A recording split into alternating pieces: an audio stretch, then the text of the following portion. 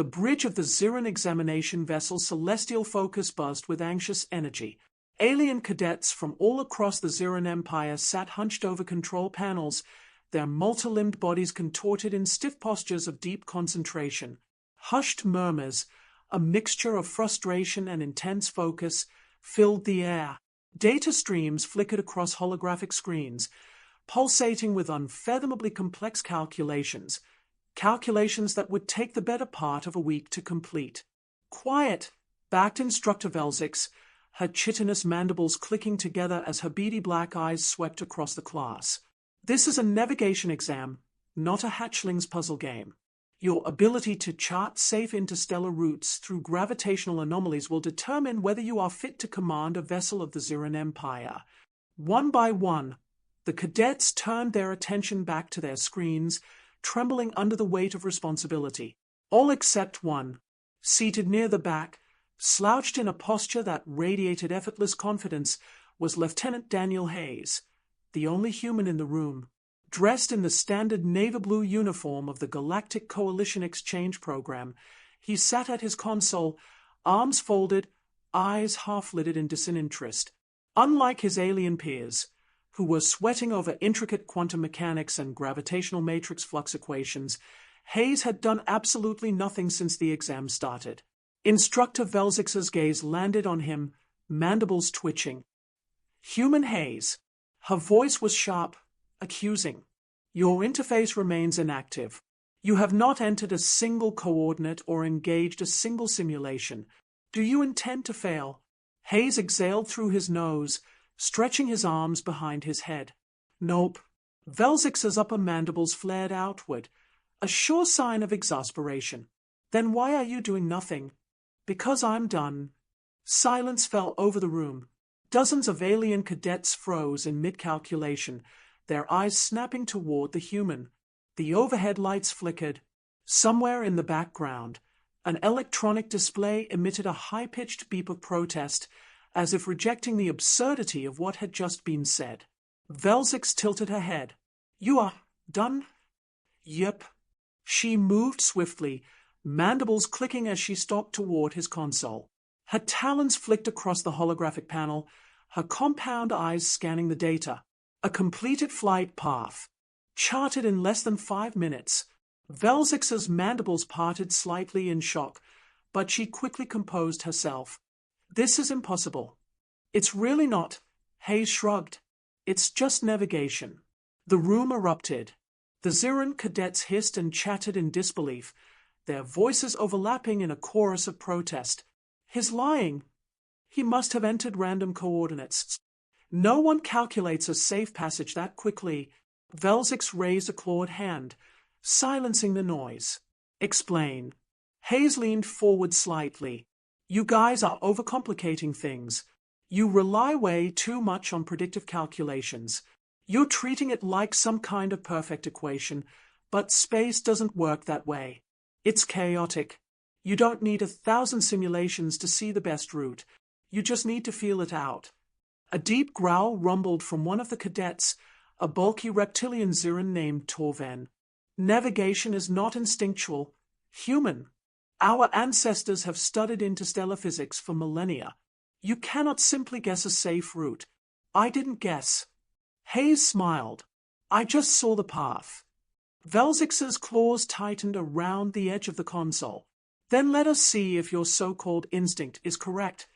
With a single command, she transmitted Hayes' route into the main simulation. A massive three-dimensional holographic projection of a Class F8 Nebula Riftway appeared in the center of the bridge, a notoriously difficult passage filled with shifting gravity wells and erratic subspace currents. No cadet had ever charted a course through it in under a week. The simulation began. As the holographic vessel followed Hayes' designated route, the bridge filled with stunned silence.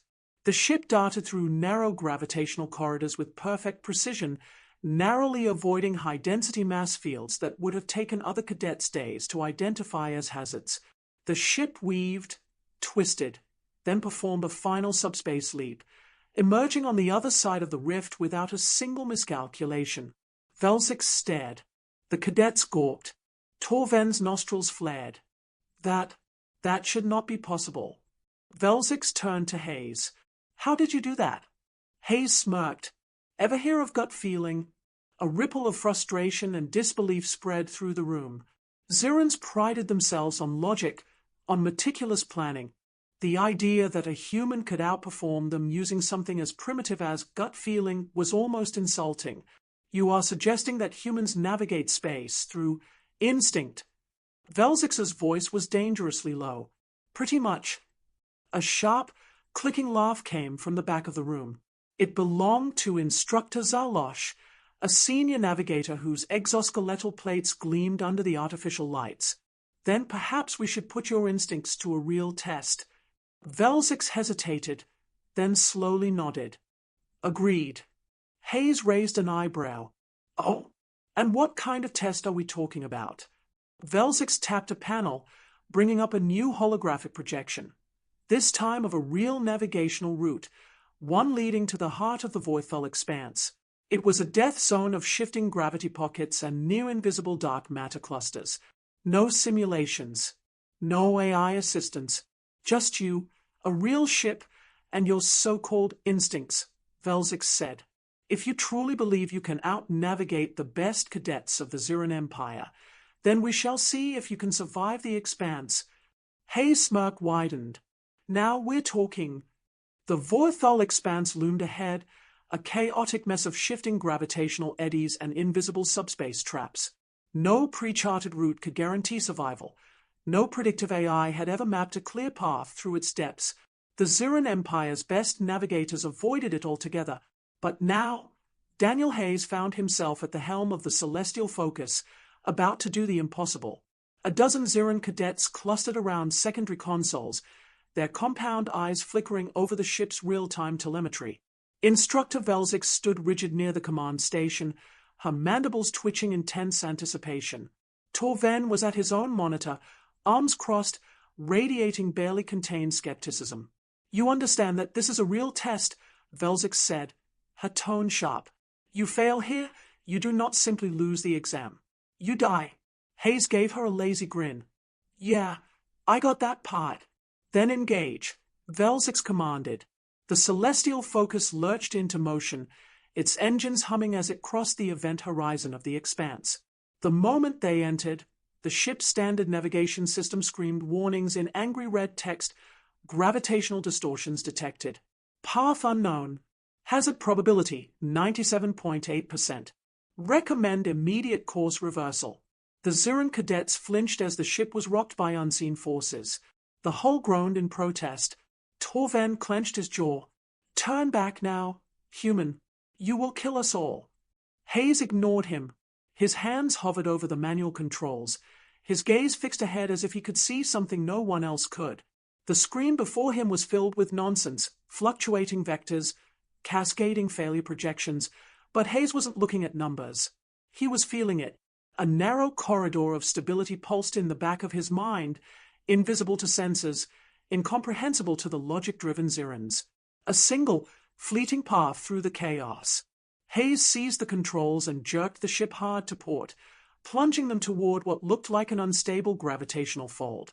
What are you doing? Velzix shrieked. Hayes grinned. Trusting my gut. The Celestial Focus sliced through the turbulence with near-impossible agility.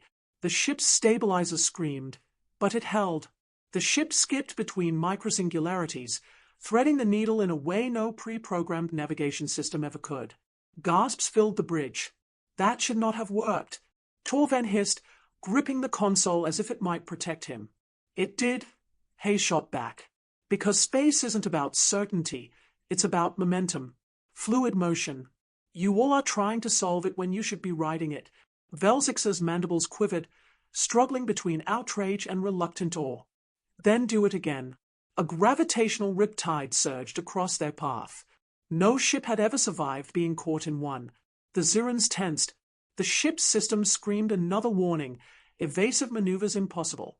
Collision imminent. Hayes' fingers tightened around the controls. His instinct screamed down. So he pushed up. The Celestial Focus flipped into a sudden, gut-wrenching roll, inverting into the rip's wake instead of fighting against it. The ship was swallowed by the tidal force. then shot out the other side, completely unharmed. Silence. Not a single Zirin spoke. Then, at last, Velzix whispered, "How did you know?" Hayes took a breath. "You ever been in a riptide before?" Velzix blinked. What?" "A water current," Hayes explained. "Back on Earth, when the ocean pulls you under, you don't fight against it. You go with it. You let it take you where it wants to go, then use the momentum to get out. Space works the same way." The bridge was deathly quiet. Torven clenched his fists. "That is absurd." "Is it?" Hayes tilted his head. "Because we're still alive." Velzix exhaled. "Continue." Hayes turned his focus back to the path ahead. He didn't have instruments to guide him, only instinct. The expanse was alive, shifting like a breathing entity, and he had to move with it. They were approaching a massive dark matter anomaly, an invisible pit of absolute gravitational pull. If they got too close, they'd be dragged into oblivion. Torven snarled, "This is impossible. The only way around that anomaly would take days of recalculations." "We don't have days," Hayes said. "We have seconds." The Zirin cadets braced for their inevitable demise. Hayes turned the ship straight toward the anomaly. Velzix's claws slammed into the console. "Are you mad?" "Just a little." The ship plummeted toward the void. The artificial gravity flickered. The hull vibrated as the gravitational forces threatened to tear them apart. Torven roared, "We are all going to die." Hayes exhaled. And then, right before impact, he twisted the controls, rolling the ship into a spiraling arc. The celestial focus slingshot around the anomaly, using its pull to fling them forward at impossible speeds. The force pressed everyone into their seats as the ship catapulted free. The anomaly shrank behind them. A stunned silence fell over the room. Then, in a quiet, almost reverent tone, Velzix whispered, We are alive." Hayes smirked. "Told YA." Torven shook with disbelief. That was sheer recklessness, madness. "It was instinct," Velzix corrected, her voice filled with something dangerously close to admiration. Hayes leaned back in his seat, arms crossed. "You still think humans can't navigate?" Velzix studied him for a long moment. Then, slowly, she smiled, a rare expression for a Zirin. "Take us the rest of the way, Lieutenant." Hayes cracked his knuckles. "With pleasure." The celestial focus was deep inside the Vorthol expanse, where no Zirin vessel had ever dared to tread. A storm of dark matter disturbances and gravitational shifts loomed ahead, pulsing like an unholy heart in the void. Each beat threatened to send the ship spiraling into an inescapable abyss. The Zirin cadets were no longer just skeptical of Lieutenant Daniel Hayes. They were terrified. Instructor Velzix had gone rigid, her mandibles twitching as her compound eyes darted between the human and the violent storm ahead. Every rational instinct screamed to turn back, but there was no turning back now. The final test had begun. "We are past the safe limit of navigational feasibility," Velzix said, her voice strained. "No vessel has ever survived this deep in the expanse." Hayes gave her a lazy grin. "Guess we'll be the first." Then, Torven snarled from his console, his claws gripping the edges of his panel. "We have no data on these phenomena. No predictive models. What you are attempting is suicide." Hayes rolled his shoulders. "Good thing I don't need data." A violent gravitational wave surged toward them. The ship's alarm shrieked as the anomaly twisted space itself, threatening to crush the celestial focus into subatomic dust. The Zirin cadets screamed. Hayes reacted instantly. His hands slammed against the controls, yanking the ship into a sudden downward spiral dive that defied everything the ship's physics processors had predicted. Velzix shouted, "You're steering into the anomaly." Hayes' voice was eerily calm. "No, I'm steering with it." The celestial focus flipped end over end, caught in the anomaly's gravity well. But instead of being pulled apart, Hayes manipulated the ship's trajectory to use the gravitational currents as a slingshot. For a brief, horrifying moment, the ship vanished into the distortion, then emerged on the other side, completely unharmed. The bridge was dead silent. Velzix exhaled shakily. That should have been impossible." Hayes winked. I don't believe in impossible. Torven was seething. This is unnatural. No species has ever moved through these anomalies with such reckless improvisation. Hayes leaned back with a cocky grin. That's the difference between you and me, buddy. You see an obstacle, and you panic. I see an obstacle, and I surf it. Before Torven could retort, a new crisis struck. The ship's warning claxons blazed red. The holographic navigation display flickered wildly as a gravitational convergence zone formed ahead, a maelstrom of crushing singularities with no clear escape route. One of the Ziran cadets cried out, "There is no safe path forward." Torven turned to Velzix, his tone desperate. "Instructor, we must force an emergency hyperjump out of the expanse. If we do not, we will be—" "No time," Hayes interrupted. "Jumping blind into a gravitational storm is suicide. We're riding this out." Velzix hesitated, then turned to Hayes. "Do you have a plan?" Hayes' grin widened. "Yeah, and you're not gonna like it." The Zirans braced. Hayes gunned the engines. The celestial focus surged directly into the gravitational convergence. The ship rattled violently, metal groaning under the forces trying to rip it apart. "Are you insane?" Velzix screamed. Hayes' fingers danced across the controls. "Yep." Then, as the ship plunged into the chaos, Hayes did something that made every Ziran in the room stop breathing. He cut power to the engines. The ship went dark. Everything lurched. For a horrifying moment, the celestial focus was weightless, a helpless object caught in the crushing embrace of a singularity. The ship's stabilizers were failing. The Ziran cadets howled in terror. Then, Hayes reactivated the thrusters at the exact moment the singularity shifted. The ship whipped around the event horizon, caught in an impossibly precise gravitational slingshot maneuver. The entire bridge felt the shift in inertia, the kind of force that should have crushed them all into paste. But instead, they shot free. The celestial focus burst from the gravitational convergence at unreal speeds, flung into the final stretch of the expanse. Every single Ziran on the bridge was staring at Hayes in absolute disbelief. Even Torven was speechless. Hayes cracked his knuckles. "And that, ladies and gentlemen, is how you don't die." Velzix's mandibles clicked rapidly. "That was not luck." Hayes shrugged. "Nope." Velzix inhaled deeply. "That was not calculation." Hayes grinned. "Nope." Velzix studied him for a long moment. "That was something else." Hayes leaned back, arms behind his head. "That, my dear instructor, was human instinct." The ship's navigation display recalibrated. They were almost through the expanse. Velzix turned to the cadets. "Hold steady. We are finishing this." Hayes smirked. "Damn right we are." But before they could celebrate, the final, greatest obstacle appeared.